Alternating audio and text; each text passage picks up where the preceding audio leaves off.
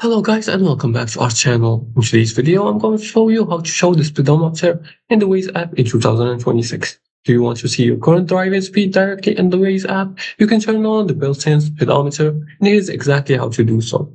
As we already start, the Waze app is available in the Play Store and also in the App Store, so if you want to benefit from an easy and practical driving experience, make sure to download this from the store and make your driving much easier. Now let's go back to our topic and learn how to show the speedometer in the Waze app in 2026.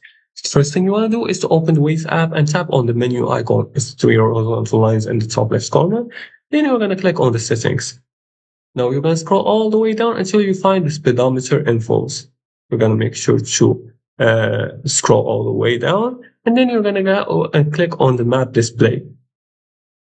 Now here you're going to look for the speedometer option. We're going to find this in the map display option.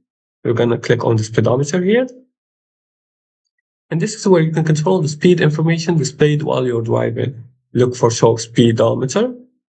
As you can see, it's the first option. We're going to make sure if this is off, we're going to turn this on. And once enabled, your current speed will appear on the navigation screen. Waze can display your speed using your phone's location information. And you can also adjust the speedometer settings. Depending on your version, Waze may let you choose when the speedometer changes appearance or provides a warning when you're driving above the speed limits. And this can help you keep an eye on your speed without opening another app. As you can see, you can turn on the alerts at threshold, etc. And you can set a speed limit. And remember that your vehicle speedometer should remain your primary reference for your actual driving speed. Use Waze speedometer as an additional information.